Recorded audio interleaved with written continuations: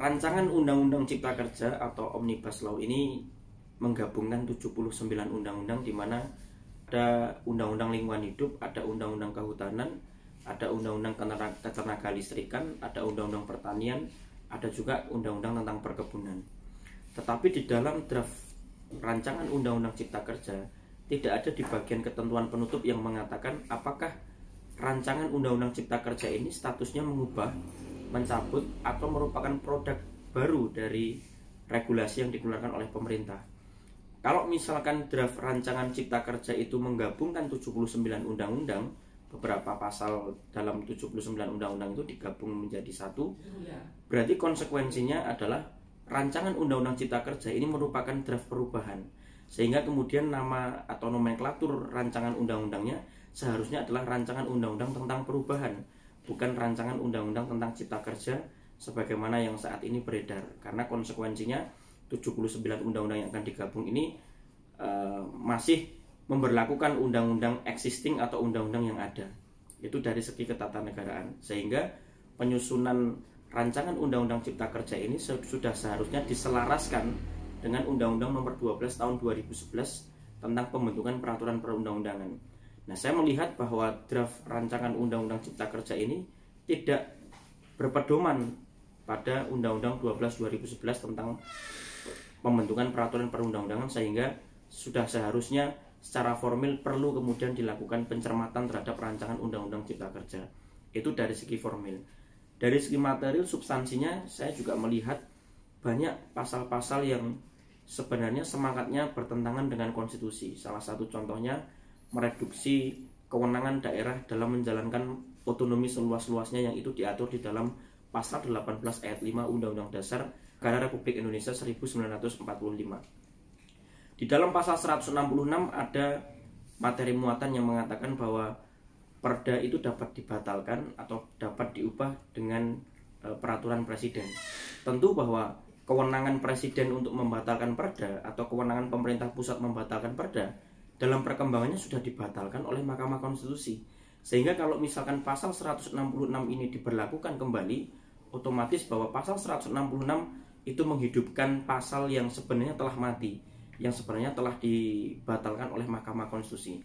Secara konstitusional tentu ini memiliki masalah, terutama pasal 166 itu perlu kemudian untuk ditinjau ulang karena substansinya sebenarnya sudah dibatalkan oleh Mahkamah Konstitusi.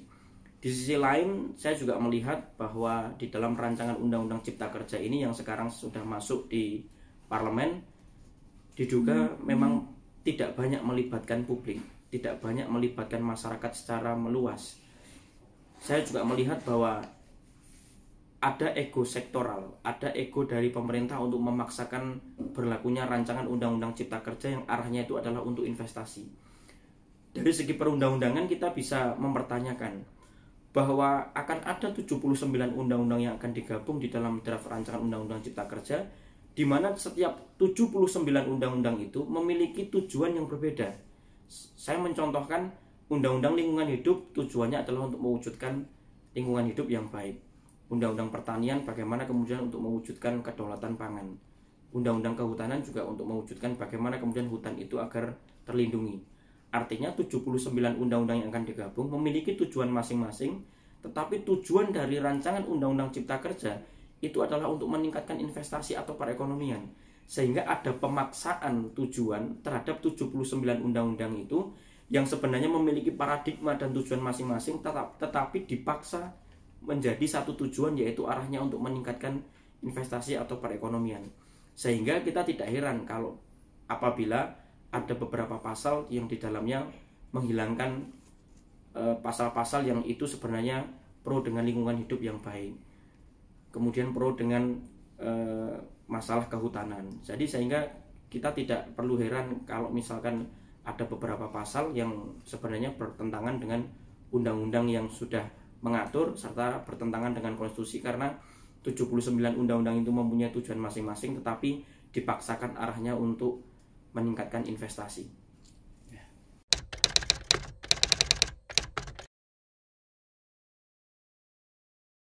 Kalau misalnya ada yang mengatakan apakah Omnibus Law ini bertentangan atau tidak dengan konstitusi? Jawabannya ya kita harus melihat substansi yang diatur. Kalau metode Omnibus Law itu sebenarnya sudah dipakai juga oleh negara-negara lain dalam menyusun regulasi. Contoh misalkan Amerika Serikat, Vietnam, Filipina, bahkan di Irlandia ada sekitar 3.200 undang-undang yang itu digabung menjadi satu yang juga dinamakan dengan Omnibus Law. Kalau dari metode penyusunan regulasi dengan cara Omnibus Law, tentu itu tidak bertentangan. Karena Omnibus Law ini juga merupakan salah satu cara untuk menyederhanakan regulasi, untuk menyederhanakan peraturan. Kalau misalkan dibenturkan apakah ini bertentangan dengan konstitusi atau tidak, maka kita harus melihat dulu substansi yang ada di dalamnya.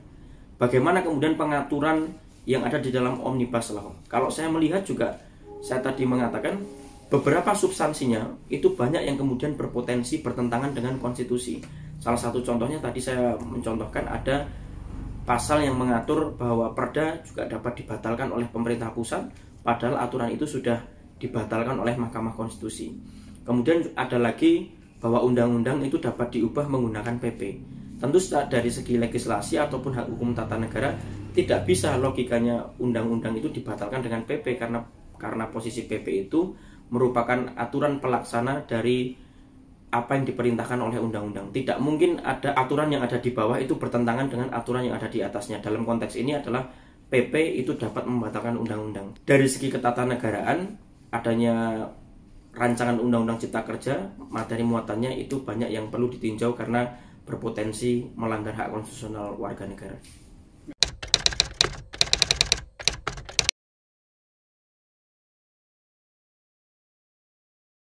Praktek Omnibus Law di negara-negara lain memang belum ada studi yang mengatakan apakah itu efektif atau berhasil. Tetapi dari segi sejarahnya memang banyak negara-negara yang menganut Omnibus Law ini yang memang sistem hukumnya itu berasal dari sistem common law. Sedangkan di Indonesia lebih kepada civil law. Belum ada studi yang mengatakan apakah kalau dengan Omnibus Law ini akan sederhana atau akan menjadi rumit. Kalau saya melihat bahwa di dalam rancangan Undang-Undang Cipta Kerja yang sekarang saat ini digagas oleh pemerintah, saya melihat memang tujuannya satu adalah untuk menyederhanakan regulasi. Yang kedua adalah untuk meningkatkan investasi. Tetapi pertanyaan terhadap apakah rancangan Undang-Undang Cipta Kerja itu untuk menyederhanakan regulasi apa tidak, itu sebenarnya bisa terbantahkan. Karena kalau misalkan kita membaca substansi dari rancangan Undang-Undang Cipta Kerja, itu banyak mengamanatkan kurang lebih sekitar 500 peraturan pemerintah. Jadi yang tujuannya pemerintah itu ingin menyederhanakan regulasi, tetapi faktanya di dalam rancangan Undang-Undang Cipta Kerja itu banyak mendelegasikan kepada sekitar 500 peraturan pemerintah atau aturan pelaksana. Sehingga kalau misalkan tujuannya adalah untuk penyederhanaan regulasi, tentu itu sudah terbantahkan dengan apa yang sudah dimuat di dalam rancangan Undang-Undang Cipta Kerja. Yang kedua, apakah memang benar kalau misalkan rancangan Undang-Undang Cipta Kerja ini adalah untuk meningkatkan investasi? Kalau memang paradigmanya investasi, itu bisa kemudian dibenarkan. Tetapi ternyata dalam peningkatan investasi itu ada banyak hal yang dikorbankan, seperti masalah lingkungan, seperti masalah kehutanan. Apakah hal yang seperti itu dapat dibenarkan ketika kita menyusun regulasi? Tentu tidak. Dalam menyusun regulasi, apalagi arahnya adalah untuk peningkatan investasi, kita harus memperhatikan lingkungan hidup, kita juga harus memperhatikan soal kehutanan, kita harus memperhatikan masalah kesehatan dan lain sebagainya. Kalau rancangan Undang-Undang Cipta Kerja saat ini sudah masuk ke parlemen, maka satu-satunya jalan agar rancangan Undang-Undang Cipta Kerja itu disetujui oleh masyarakat, tentu dalam penyusunan dan pembahasannya harus mengajak masyarakat untuk terlibat di dalam penyusunan rancangan Undang-Undang Cipta Kerja. Artinya partisipasi masyarakat itu menjadi penting untuk memberikan masukan kepada DPR dan pemerintah terhadap arah serta materi yang akan diatur dalam rancangan Undang-Undang Cipta Kerja. Di dalam Undang-Undang 12 2011, salah satu syarat agar regulasi atau aturan itu dapat diberlakukan itu harus mengajak partisipasi publik. Oleh karena itu, mumpung saat ini DPR dan pemerintah itu sedang dalam tahap penyusunan dan pembahasan, akan lebih baik jika melibatkan masyarakat sejak penyusunan sampai dengan saat ini pembahasan. Kalau misalkan ke depan masyarakat masih tidak diajak atau tidak dilibatkan dalam proses pembahasan, saya merekomendasikan agar rancangan Undang-Undang Cipta Kerja atau draft Omnibus Law ini dikembalikan kepada pemerintah karena sebagian substansinya, bahkan banyak substansinya itu bertentangan dengan konstitusi. Kalaupun misalkan DPR dan pemerintah memaksakan berlakunya rancangan undang-undang cipta kerja tanpa melibatkan publik, dan pada akhirnya kemudian sah menjadi undang-undang, maka satu-satunya jalan bahwa mahasiswa atau akademisi bisa melakukan pengawasan itu atau bisa melakukan follow up terhadap rancangan undang-undang cipta kerja ini ketika nanti sudah disahkan, bisa mengajukan gugatan kepada Mahkamah Konstitusi. Nanti Mahkamah Konstitusi lah nanti akan memutuskan apakah rancangan undang-undang cipta kerja ini bertentangan dengan konstitusi atau tidak.